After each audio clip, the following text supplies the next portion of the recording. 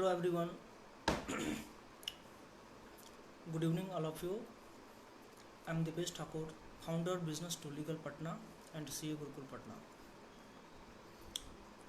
आज शाम को एक आधे घंटे पहले मैंने अपने फेसबुक वॉल पे आप लोगों को शॉर्ट नोटिस दिया था और इन्फॉर्म किया था कि आज शाम को MSME की जो रिवाइज क्लासिफिकेशन है उसको लेकर के आज लाइव करूँगा।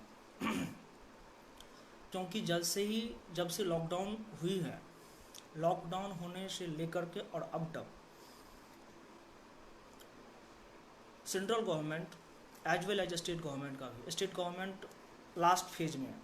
मतलब जब सेकेंड थर्ड लॉकडाउन इम्पोज हुआ था उस टाइम से लेकर के जब सरकार पे प्रेशर बढ़ने लगा कि प्रवासी मजदूर के लिए राज्य सरकार के पास में क्या योजनाएं हैं, तब से राज्य सरकार भी एम्प्लॉयमेंट को लेकर के, नए रोजगार को लेकर के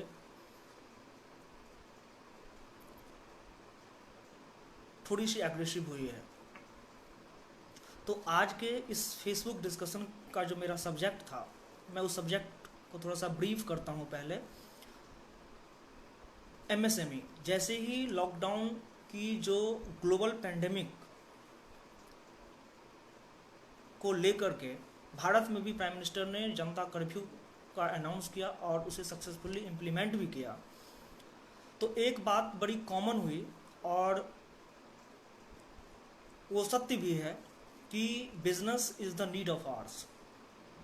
और उसमें भारत जैसे देश के अंदर, जहां भारत शुरू से ही लेकर के, शुरुआती दिन से लेकर के, मतलब स्वतंत्रता से लेकर के और आज तक कैपिटल की क्राइसिस को झेलता रहा है।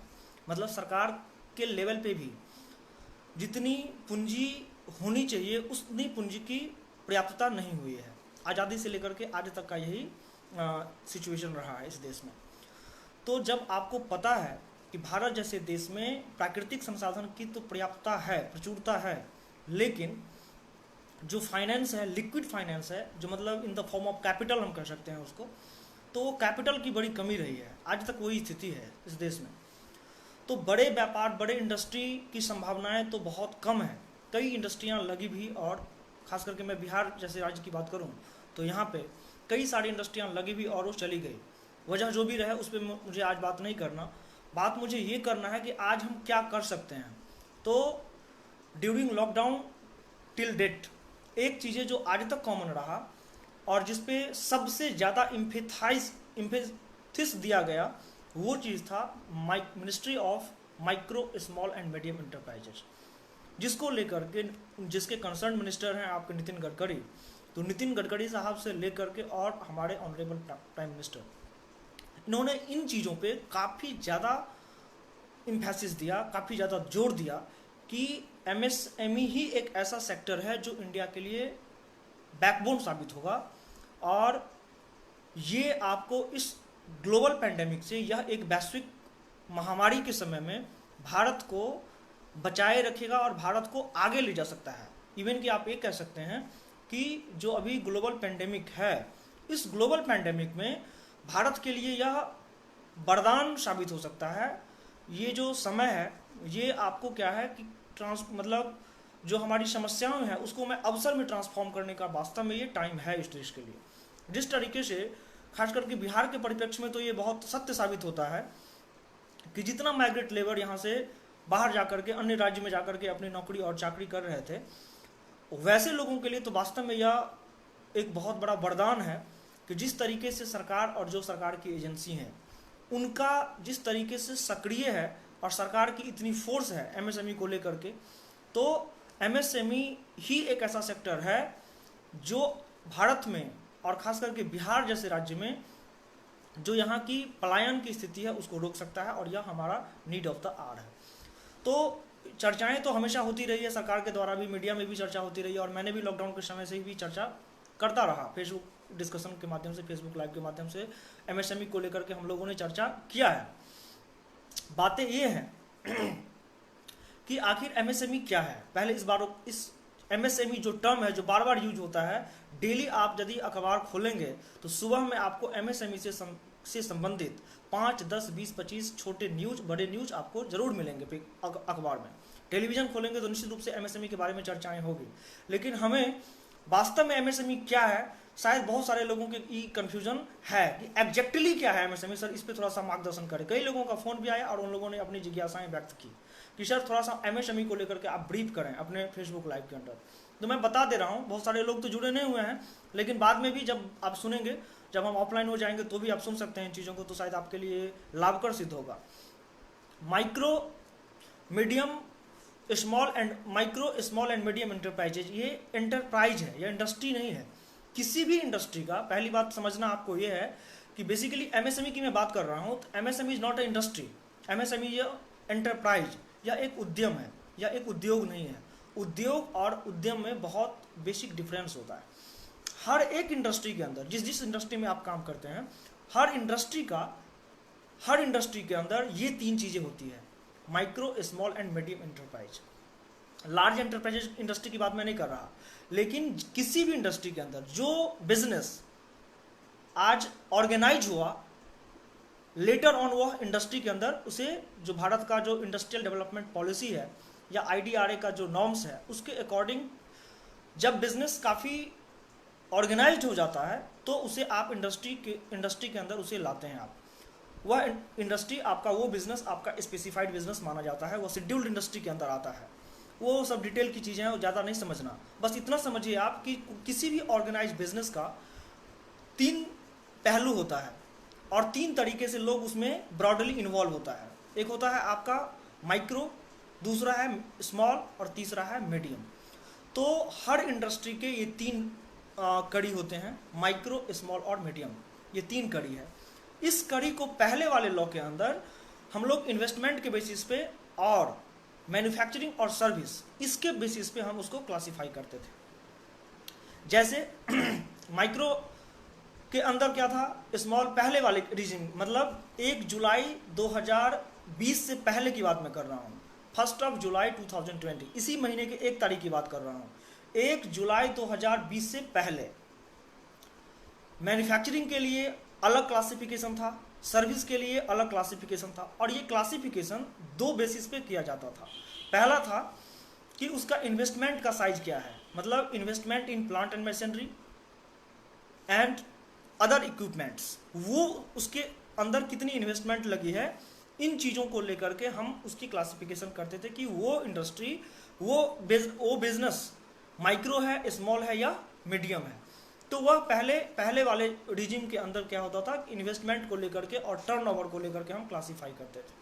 लेकिन सबसे महत्वपूर्ण बात यह है, जो आज मुझे बताना भी था, कि पहले वाली क्लासिफिकेशन को रद्द कर दिया गया। जितनी भी एमएसएमई की रजिस्ट्रेशन पहले हुआ पड़ा था, रोशन सोनू हमारे साथ जुड़ा हुआ है, ये ऑलरेडी बिजनेस करते हैं फ्रेंड्स जोन के नाम से। तो मैं आपके इन्फॉर्मेशन, चूंकि आप जुड़े हुए हैं इसीलिए मैं आपको बता दूं एक इन्फॉर्मेशन कि आपने भी शायद एमएसएमई का रजिस्ट्रेशन करवाया हुआ था पहले। तो एमएसएमई की जी रजिस्ट्रेशन 1 जुलाई से पहले जितने लोगों ने कराया हुआ था पूरे भारत में, मतलब होल टेरिटरी ऑफ इंडिया के अंदर जितनी रजिस्ट्रेशन एमएसएमई के अंदर 1 जुलाई से पहले हुई पड़ी है, उसको रद्द कर दिया गया। मतलब अब उस एमएसएमई की जो निबंधन है उसकी कोई मान्यता नहीं है, उसकी कोई वैलिडिटी नहीं है। सारे बिजनेसमैन को बाय डिफॉल्ट अब नया निबंधन कराना पड़ेगा 1 जुलाई 2020 के बाद। तो एक सबसे बड़ी इंफॉर्मेशन आपको ये हुआ कि जितनी एमएसएमई की निबंधन आप लोगों ने कराया हुआ है या जो लोग कराए हुए हैं, उन लोगों का निबंधन रद्द कर दिया गया, कंप्लीटली रद्द कर दिया गया। 1 जुलाई 2020 से ये लॉ एप्लीकेबल हो गया। तो अब सारे बिजनेसमैन को एक नया उद्यम रजिस्ट्रेशन कराना पड़ेगा। अब एमएसएमई का जो निबंधन होता था, उस निबंधन का नाम बदल करके हमने कर दिया उद्यम निबंधन। तो अब वो उद्यम रजिस्ट्रेशन किसको कराना जरूरी है वो मैं बताऊंगा, आज की लाइव में बताऊंगा कि वैसे उद्यम रजिस्ट्रेशन किन बिजनेसमैन के लिए आवश्यकता है। तो अब तो एक बात तो कंफर्म हुआ होगा आप लोगों को कि जितने भी एमएसएमई का जो एग्जिस्टिंग रजिस्टर्ड डीलर था या बिजनेसमैन थे, ट्रेडर था, सर्विस प्रोवाइडर थे, उनका निबंधन रद्द कर दिया गया है। उसकी अब कोई वैलिडिटी नहीं है in the eyes of law. That's it. So सबको क्या करना पड़ेगा, एक उद्यम का निबंधन 1 जुलाई से आपको सेम पोर्टल पे, एमएसएमई के पोर्टल पे जाकर के उसको करना पड़ेगा, या आप अपने consultant, chartered accountant, company secretary, जो बिजनेस कंसल्टेंट है उससे संपर्क करके अपना निबंधन जरूर करवा लें, अदरवाइज वो निबंधन आपकी किसी काम की नहीं रहेगी। दूसरी इंपॉर्टेंट बात क्या है जो आज मुझे बताना है आप लोगों को, दूसरी इंपॉर्टेंट, पहले जो निबंधन होता था एमएसएमई के अंदर, उस निबंधन के अंदर जीएसटी और इनकम टैक्स का डेटा मैंडेटरी नहीं था। मतलब पहले का जो एमएसएमई निबंधन था वो आपका without GST, without having a GST you can get registered under ministry of micro small and medium enterprises, आपकी निबंधन हो जाती थी। बट लेकिन अब क्या हुआ कि एमएसएमई का रजिस्ट्रेशन बिना जीएसटी का संभव नहीं है। दूसरी बात दूसरी चीज ये है कि आपको इनकम टैक्स का भी डेटा उसमें देना पड़ेगा, बिना इनकम टैक्स डेटा का आपका एमएसएमई नहीं हो सकता। मतलब जो उसमें उसकी वजह यह है कि हमें टर्नओवर को सेटिस्फाई, उसमें दो चीजें हैं, classification on the basis of 2 things, first is the turnover and second is the investment. तो इन्वेस्टमेंट जीएसटी के रजिस्ट्रेशन से आप सिर्फ और सिर्फ टर्नओवर को जस्टिफाई कर सकते हैं, इसीलिए जीएसटी को मैंडेटरी बनाया उद्यम निबंधन के अंदर। तो जीएसटी तो आपको कंपलसरली आपको चाहिए एमएसएमई के लिए, पहला क्राइटेरिया ये है, जिससे कि आपका टर्नओवर सेटिस्फाई हो सकता है। डिपार्टमेंट आपको टर्नओवर के बेसिस पे आपको क्लासिफाई करेगा। पहले क्या होता था, इंस्टेंटली रजिस्ट्रेशन आ जाता था, जैसे ही आपने फॉर्म सबमिट किया आपका जो सर्टिफिकेट था वह जनरेट हो जाता था। अब ऐसा नहीं होता है, मतलब process will take time. After satisfying all the facts of turnover and the assets, investment and all the requisite informations which is looking by the department, जब तक वो सेटिस्फाई नहीं होगा निबंधन का सर्टिफिकेट आपको नहीं मिलेगा। सिर्फ और सिर्फ आपको एक रेफरेंस नंबर दे दिया जाएगा, डॉक्यूमेंट रेफरेंस नंबर दिया जाएगा, वो आपको उस टाइम पे मिलेगा नहीं। तो दो इम्पोर्टेंट बातें जो मैंने आपसे बताया, पहला इंपॉर्टेंट बातें मैंने बताया आपको कि जीएसटी का निबंधन और जीएसटी का लॉगिन होना बहुत ज़रूरी है, बगैर इसका आपका एमएसएमई का रजिस्ट्रेशन होना पॉसिबल नहीं है। और दूसरा कि उसके अंदर असेट्स और इन्वेस्टमेंट को कैसे हम ट्रेस करेंगे डिपार्टमेंट, तो उसके लिए उन्होंने आईटीआर के अंदर बैलेंस शीट मैंडेटरी हो गया। बगैर बैलेंस शीट से आपने असेट्स और लायबिलिटी को क्लासिफाई नहीं कर सकते, तो बैलेंस शीट से डिपार्टमेंट क्या करेगा, आपका असेट्स एंड लायबिलिटी लेगा। मतलब असेट्स एंड लायबिलिटी के लिए डिपार्टमेंट के पास में इनकम टैक्स का डेटा ऑथेंटिक है और टर्नओवर को क्लासिफाई करने के लिए जीएसटी का डेटा मैंडेटरी है। तो ये दो इंपॉर्टेंट डिपार्टमेंट ये दो इंफॉर्मेशन मैंडेटरी करके रखा है हमेशा उद्यम निबंधन के अंदर, जो पहले नहीं होता था। हुआ क्या कि जैसे ही लॉकडाउन हुआ, एमएसएमई मतलब छोटे व्यापारी, मध्यम व्यापारी, मझोले व्यापारी की संख्या इस देश के अंदर बहुत ज़्यादा है, बड़ी लंबी तादाद है। तो सारे लोगों ने शोर मचाना स्टार्ट किया कि भैया हमारा लॉकडाउन की वजह से हमारा व्यापार बहुत पिट गया। तो पिट गया तो भाई सरकार से उसे इंस्टीट्यूशनल अरेंजमेंट सपोर्ट की आवश्यकता थी। लोगों को लगा कि कुछ सब्सिडी मिलेगा, कुछ लोन्स मिलेंगे, सरकार की कुछ मदद मिलेंगे। तो मदद कैसे मिलेगा, पहले वाला जो निबंधन था उसका कोई वैलिडिटी नहीं था ना। आज तक एमएसएमई का सर्टिफिकेट जिस लोगों ने लिया वो बिल्कुल इनकम्प्लीट था एकदम। उस टाइम में औने पौने टाइम में लोगों ने समझा नहीं, डिपार्टमेंट भी टाइम नहीं दिया, उसे पता ही नहीं था कि कभी ऐसा चीजें हो सकता है जहां पे वास्तव में सरकार को इस पे काम करने की आवश्यकता पड़ेगी। उस टाइम में गवर्नमेंट ने इस चीजों को ध्यान नहीं दिया, इसीलिए हालात ये हुआ कि जितने एमएसएमई के निबंधन पहले कराए गए थे उसके अंदर न तो टर्नओवर सेटिस्फाई हो पाया और न वास्तव में उसका इन्वेस्टमेंट का साइज सेटिस्फाई हो पाया। और जिसके बाद एमएसएमई को लेकर के लोगों ने यदि बैंक में गया तो बैंक वाला फिजिकली उसको बोला कि भैया आप ऑडिटेड बैलेंस शीट ले आओ, टर्नओवर का ऑडिट करा के स्टॉक ऑडिट ले आइए आप, इसके बाद हमको ऑडिटेड बैलेंस शीट आप दीजिए, then only I can process your loan application, otherwise your loan application will be rejected. So that is basically technically problem faced by all the businessmen and all the trader, all the service provider, they are deal in the MSME segment. So that is basically the point is. तो अब क्या हुआ यहाँ पे कि अब जो पहले वाले लोग थे उसको हम लोगों ने सारा चीज कैंसिल करके और दो इंफॉर्मेशन के आधार पे ही आपको क्लासिफिकेशन और आपकी मतलब कैटेगरी कि आप किस कैटेगरी के हैं, आप एमएस मतलब मीडियम है, माइक्रो है या स्मॉल है, ये चीजें आपको हम सेटिस्फाई करेंगे। पहले 15 मिनट के अंदर विदिन 15 मिनट्स जैसे ही आपने सारी इंफॉर्मेशन वहाँ पे डाला आपको जनरेट हो जाता था और लोग कहता था कि भाई हम एमएसएमई की रजिस्ट्रेशन तो हम कर लेते हैं सर, कोई दिक्कत नहीं। आप भले उद्योग आधार की कहानी अलग अलग होती थी, लेकिन उस बातों से लोगों को पता नहीं था कि भाई आधार उद्योग आधार मेमोरेंडम क्या होता है, यूएएम क्या होता है, ये टेक्निकल बात लोगों को नहीं पता था। लोगों को सिर्फ इतना पता होता था कि भाई एमएसएमई का निबंधन मुझे मिल गया, लेकिन उससे कोई फायदा होने वाला नहीं है। न तो आपका करंट अकाउंट उस पर खोलेगा बैंक और न ही आपको किसी भी तरह का लोन सब्सिडी वगैरह वगैरह मिलने से रहा। तो ये बातें तो आपको पता है कि 1 जुलाई 2020 से, मैं फिर से रिपीट करता हूँ, बार बार मुझे रिपीट करना है इन चीज़ों को, चूँकि मुझे आज के इस लाइव में यही बातें हमको आपसे शेयर करना था कि जो करवा लिए, जिसने जानकारी है वेल एंड गुड, जिन्होंने नहीं करवाया है वो जरूर करवाना है। नहीं करवाएंगे नुकसान आपको होगा, यदि व्यापार आप करते हैं तो आपको नुकसान झेलना पड़ जाएगा। तो इसीलिए 1 जुलाई 2020 से पुराने वाले लोग जिन्होंने कराया हुआ था उसको क्या करना है कि फिर से रिन्यू कराना है, और जिन्होंने नहीं कराया था तो वो आप पहले जीएसटी करवा लीजिए, अपना इनकम टैक्स के बेसिस पे कुछ बेसिक इन्फॉर्मेशन डलवाइए, देन आप जाइए एमएसएमई के अंदर। देन ओनली जो है आपका एमएसएमई का जो प्रोजेक्ट होगा वह टिनेबल है, और उसके ऊपर डिपार्टमेंट या जो बैंक है या जो भी आपका इंडस्ट्री डिपार्टमेंट है, डीसी है, मतलब डेवलपमेंट कमिश्नर जिसको बोलते हैं, डीसी एमएसएमई के under, they can entertain your application, otherwise completely rejected, उसका कोई वैल्यू नहीं है। So this is all about the technical things जिसे हमको डेवलप आपसे डिस्कस करना था। अब रही बात क्या कि पहले में क्या होता था, थोड़ा सा मैं कंपैरेटिव बातें करता हूँ। पहले क्या था कि मैन्युफैक्चरिंग और सर्विस दो अलग अलग कैटेगरी होता था, मतलब इन्वेस्टमेंट और टर्नओवर मैन्युफैक्चरिंग के लिए अलग और सर्विस के लिए अलग अलग होता था।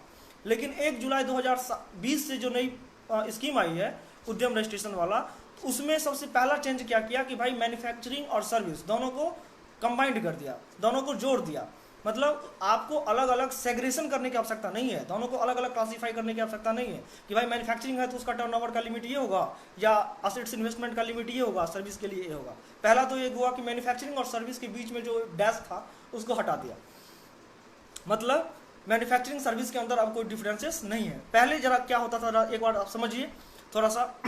पहले क्या था कि माइक्रो के अंदर जो इन्वेस्टमेंट का साइज था वो 25 लाख था, स्मॉल का 5 करोड़ था और मीडियम का 10 करोड़ था। ये मैन्युफैक्चरिंग के लिए, यदि आप पहले मैन्युफैक्चरिंग सेक्टर के अंदर डील करते थे आप, तो पहले वाले केस में क्या होता था कि भाई माइक्रो में इन्वेस्टमेंट का साइज आपका 25 लाख रुपीज़ तक है, स्मॉल के अंदर जो है आपका 5 CR तक है और मीडियम के अंदर आपका 10 CR तक है। ये इन्वेस्टमेंट साइज होता था मैन्युफैक्चरिंग केस के अंदर। और यदि आप सर्विस के अंदर डील करते हैं, you are rendering the services to the society as a whole, तो उस केस में क्या था कि माइक्रो के केस में आपका है 10 लाख, स्मॉल के केस में है आपका 2 CR और मीडियम के केस में है आपका 5 CR। आपने देख लिया इसमें आपने देख लिया। सोनू रो रहा है कि हंस रहा है, पता नहीं चल रहा है, लेकिन जो भी है वो आपको करना पड़ेगा। You have to compile with the existing law, otherwise there is no option at all. तो जो आपने कराया है, नहीं कराया है तो आपको करना पड़ेगा। दूसरा कोई ऑप्शन भी नहीं है, प्रोजेक्ट्स बनाने हैं तो करना पड़ेगा। नमामि शंकर झा, नमामि शायद देख रहा है, बहुत अच्छा देख रहे थे, आपका प्रैक्टिस भी स्टार्ट हुआ है, बहुत अच्छा लगा। तो अच्छा करिए आप। तो मैं आज बात कर रहा था एमएसएमई का जो उद्यम रजिस्ट्रेशन का जो लेटेस्ट अमेंडमेंट्स आया है उस पर मैं बात आज कर रहा हूँ, तो जुड़े रहिए आप लोग, अच्छा लगेगा। तो सर्विस के अंदर क्या है कि सर्विस में आपको माइक्रो, स्मॉल और मीडियम के अंदर जो लिमिट था इन्वेस्टमेंट साइज वो आपका 10 CR, 2 CR और 5 CR था। लेकिन अब के समय में क्या हो गया कि इस तरह की क्लासिफिकेशन अलग अलग तरीके से करने की आवश्यकता नहीं है। मैन्युफैक्चरिंग और सर्विस को मर्ज कर दिया गया और इन्वेस्टमेंट का लिमिट को भी बढ़ा दिया गया। पहले जो 5 करोड़ रुपया, 10 करोड़ रुपया, 5 करोड़ तक मैक्सिमम होता था, उस लिमिट को बहुत हद तक बढ़ा दिया, जिससे बहुत बड़ा बिजनेस भी इसके अंदर आ गया और स्कोप भी यहाँ बन रहा है, इस पर कुछ काम भी किया जा सकता है। तो ये चीज़ें जो है यह बहुत ही लाभदायक है और ये बहुत यूजफुल अमेंडमेंट्स हैं। इस कोरोना के समय में इस तरह का जो अमेंडमेंट्स है यह नीड ऑफ टाइम है और गवर्नमेंट की इस जो डिसीजन है इसको हम अप्रिशिएट भी करते हैं और अच्छा डिसीजन है जो भी लिए हैं। इस तरह का जो भी डिपार्टमेंट ने जो काम किया है वास्तव में काबिल तारीफ है और बड़ी प्रैक्टिकल और बड़ा सेंसेबल डिसीजन है डिपार्टमेंट का। नाउ अब क्या है, इसके बाद मैं सेकंड चीज़ डिस्कस करना चाहता कि भैया 1 तारीख के बाद 1 जुलाई 2020 से क्या है और किस तरह से आपका कंपोजिट क्राइटेरिया बनाया हुआ है। कंपोजिट क्राइटेरिया जो है विद इफेक्ट फ्रॉम 1 जुलाई 2020, उसको समझिए जरा क्या है। माइक्रो के केस में अब तो पहली बात आपको मैंने समझा दिया था कि मैन्युफैक्चरिंग सर्विस के अंदर कोई क्लासिफिकेशन नहीं है, मर्ज कर दिया गया, तो अलग अलग कंपाइल करने की कोई रिक्वायरमेंट भी नहीं है आपको। तो माइक्रो मतलब मैन्युफैक्चरिंग और सर्विस में कोई अंतर नहीं है, उसके लिए अलग अलग तरीके से इन्वेस्टमेंट और टर्नओवर को हमको देखने और रटने और याद करने की आवश्यकता नहीं है। माइक्रो के केस में क्या हो गया कि सिंपल इसमें इन्होंने बनाया है कि investment in plant and machinery equipment, इसके अंडर आपको नॉट मोर देन 1 CR होना चाहिए। एकदम 10 लाख रुपए से सीधा बढ़ा करके 1 करोड़ तक ले गया, मतलब 90 लाख का लिमिट को इनहेंस कर दिया गया। बहुत बड़ा छूट है, बहुत बड़ा छूट है इसके अंदर, क्योंकि जो स्टेटस होता है ना, स्टेटस के पॉइंट ऑफ व्यू से बहुत तरह की स्कीम्स गवर्नमेंट ने बनाया है। इसके बारे में भी हम कभी बात करेंगे अनदर, अब दूसरे टाइम लाइव आएंगे तो मैं इस पर भी बात करूंगा कि एमएसएमई के अंदर एग्जिस्टिंग स्कीम्स क्या हैं और उस स्कीम्स के क्या बेनिफिट्स हैं और किन किन को मिल सकता है, इस पर भी मैं डिस्कशन करूंगा। एक नया हम अपनी कंपनी बनाए हैं B2L advisors, business to legal advisors, उसके अंदर मैं रेगुलरली आप लोगों को अपडेट करता रहूंगा। तो निश्चित रूप से हमारे जो कंपनी है business to legal B2L short form है, उसके साथ जरूर जुड़े रहेंगे, आपको रेगुलर अपडेट्स आपको मिलते रहेंगे। तो माइक्रो के केस में क्या हुआ आपका कि इन्वेस्टमेंट प्लांट एंड मशीनरी का जो लिमिट्स है उसको बढ़ा करके 1 CR कर दिया और टर्नओवर की लिमिट को बढ़ा करके 5 CR कर दिया। ठीक, इसके बाद है स्मॉल के अंदर इन्वेस्टमेंट को बढ़ा करके 10 CR कर दिया और टर्नओवर को बढ़ा करके 50 CR कर दिया। यह भी एक बहुत बड़ा चेंजेज है इसके अंदर। इसके बाद क्या है कि आपको मीडियम के अंदर जो चेंजेज आया है वो चेंजेज है आपका कि जो इन्वेस्टमेंट का साइज था उसको बढ़ा करके 50 करोड़ कर दिया और टर्नओवर का लिमिट 250 करोड़ कर दिया। नमामि शंकर देख रहे हैं, अच्छा लगता है। तो इससे क्या हुआ एक्चुअली कि जो आपकी प्रोप्राइटरशिप कंसर्न था, जो 1% कंपनी के अंदर काम कर रहा था, तो ओपीसी के अंदर भी आप एमएसएमई को तरीके से हैंडल कर सकते हैं। मतलब मीडियम एंटरप्राइजेस तक की जो कंपनी है, यदि आपकी कोई कंपनी 1% कंपनी है और वो आपका मीडियम एंटरप्राइजेज है एज पर एमएसएमई जो क्राइटेरिया है वो कंपनी टर्नओवर 250 CR तक 1% कंपनी के अंदर वो अपना बिजनेस को कर सकता है। या एक स्ट्रक्चरल एडवाइस और बेनिफिट हो सकता है 1% कंपनी के लिए, क्योंकि क्या है कि प्राइवेट लिमिटेड कंपनी के अंदर और 1% कंपनी के अंदर बहुत तरह का जो कंप्लायंस रिलैक्सेशन है वो मिलता है। तो यदि हमारी कोई क्लाइंट है या यदि हमारा कोई कंपनी है और हम 1% कंपनी के अंदर अपना बिजनेस करते हैं, तो मीडियम एंटरप्राइजेज मतलब इन्वेस्टमेंट साइज मतलब टर्नओवर का जो साइज है वो 250 CR तक का है, तो बहुत तरह का कंप्लायंस रिलैक्सेशन अपने को मिल सकता है under 1% company. That is the big advantage, that is the big achievements. ये जो है ये चीज़ें आपको मिला है इसके अंडर। तो ये 2 चीज़ें आपको समझ में आ गया। बाकी बातें आपको बताया ही है कि बगैर जीएसटी बगैर इनकम टैक्स का आपका जो है क्राइटेरिया सेटिस्फाई नहीं हो सकता, रजिस्ट्रेशन आपका पूरा नहीं हो सकता, कंप्लीट नहीं हो सकता। ये सारी बातें मैंने आपको पहले भी समझा दिया है। अब कुछ चीज़ें हैं जो आपको बताना है इसके अंदर, जो इस स्कीम का हाईलाइट्स है वो क्या क्या है, जरा इसको भी आप थोड़ा सा समझ लीजिए। एक है कि जैसे ही आप एमएसएमई में उद्यम निबंधन करवाएंगे तो उद्योग आधार मेमोरेंडम बनाना पड़ेगा। ये क्या होता है? क्योंकि उद्योग आधार लेने के लिए मतलब उद्यम निबंधन कराने के लिए आधार कार्ड को मैंडेटरी बना करके रखा है। बिना आधार कार्ड का कोई आदमी एमएसएमई निबंधन नहीं करा सकता। अगेन इस बात का क्या मतलब है, जरा इसको और इंटरप्रेट करते हैं। इसका मतलब क्या है कि यदि आपकी कोई कंपनी है और इसका मतलब कि उद्योग आधार उसी को मिलेगा जो जिसके पास में आधार कार्ड होगा, और आधार कार्ड हमेशा क्या होता है, नेचुरल पर्सन का मिलता है, आर्टिफिशियल पर्सन का नहीं मिलता। तो ये बात अगेन ध्यान देने की बात है। जो प्रोफेशनल होंगे इस बात को समझेंगे, और नहीं भी यदि समझ में आ रहा तो फिर हमको फ़ोन करके पूछ लीजिएगा कि क्या दिक्कत है। तो इसमें क्या है कि उद्योग आधार मेमोरेंडम मैंडेटरी है हर एक एमएसएमई और उद्यम निबंधन करने के लिए। यदि आप उद्यम निबंधन कराते हैं तो either in the capacity of proprietor और directors you must have to produce the 12-digit Aadhaar number, then only you can have a Udyam Nibandhan on the portal of MSME. So that is the point. First point, इसको mandatory करके रखा हुआ है, मतलब without valid Aadhaar card you cannot process the registration process of Udyam Nibandhan and all. So this is basically the first mandatory point. Second point इन्होंने कहा कि zero defect zero effect। एक सेकेंड उसके अंदर कैरेक्टरिस्टिक्स है आपका zero defect zero effect. ये policy क्या है? ये बेसिकली एक्सपोर्ट इंपोर्ट करने वाले जो व्यापारी थे, जो बिजनेसमैन एक्सपोर्ट इंपोर्ट का बिजनेस कर रहा था, उन लोगों के लिए एक पॉलिसी लाया उद्यम निबंधन के अंदर, वो है आपका जीरो डिफेक्ट जीरो इफेक्ट। तो जो निर्यात आयात के बिजनेस में लगे होंगे उसके लिए यह एक पॉलिसी है। ये बहुत अच्छी गवर्नमेंट की ये बहुत अच्छी पॉलिसी है, इसका बहुत अच्छा बेनिफिट्स आपको मिलेगा जो एक्सपोर्टर होंगे वो। डिटेल में जानकारी के लिए कि इसके अंदर क्या बेनिफिट्स हैं इस पर भी हम बात करेंगे, कभी आराम से बात करेंगे, कभी दूसरे लाइव के अंदर हम इस पर बात करेंगे। क्योंकि अभी हमको बहुत ज़्यादा हमारे संपर्क के अंदर जो भी लोग हैं वो बहुत ज़्यादा एक्सपोर्ट इंपोर्ट में बिजनेस नहीं करते, इसीलिए मैं इस पर बहुत ज़्यादा डिटेल आज के बहुत ज़्यादा मैं इस पर थेसिस नहीं दे रहा हूँ। थर्ड पॉइंट है आपका quality management standard and quality tax tools. यह भी एक चीज़ें हैं, ये भी बेसिकली एक्सपोर्ट इंपोर्ट से रिलेटेड चीज़ें हैं। ग्रीवेंस मॉनिटरिंग सिस्टम को इन्होंने बनाया है। इसके बाद आपका जो है इंक्यूबेशन को लेकर के आया एमएसएमई के अंदर। इसके बाद है credit link capital subsidy scheme, that is basically the बहुत मेजर इंपॉर्टेंट थिंग्स जो एमएसएमई के अंदर इसको इंक्लूड किया है। क्रेडिट लिंक्ड कैपिटल सब्सिडी, यदि आपका बिजनेस एमएसएमई के अंदर सेटिस्फाई कर गया और आपको क्लासिफाई कर दिया गया मीडियम, माइक्रो और स्मॉल के अंदर, ये प्रॉब्लम होता रहता है कभी कभी, ये लोग मतलब परेशान करते तो। और एक वुमेन एंटरप्रेन्योरशिप को लेकर के भी सरकार की काफ़ी अट्रैक्टिव स्कीम्स को इन्होंने बनाया है, तो उसको भी हमें ध्यान देना है। तो ये 3-4 चीज़ें जो है हमको ध्यान में रखना पड़ेगा। बताया आपको कि एमएसएमई के अंदर जो हाईलाइट चीज़ें हैं वो आपका एक है उद्योग आधार मेमोरेंडम हो गया, जीरो डिफेक्ट जीरो इफेक्ट, वो बहुत ज़्यादा यूजफुल चीज़ नहीं है। Quality management standard, quality tool, इस पर भी बात करेंगे हम। ग्रीवेंस मॉनिटरिंग स्कीम है, ये तो एडमिनिस्ट्रेटिव को हेल्प करता है।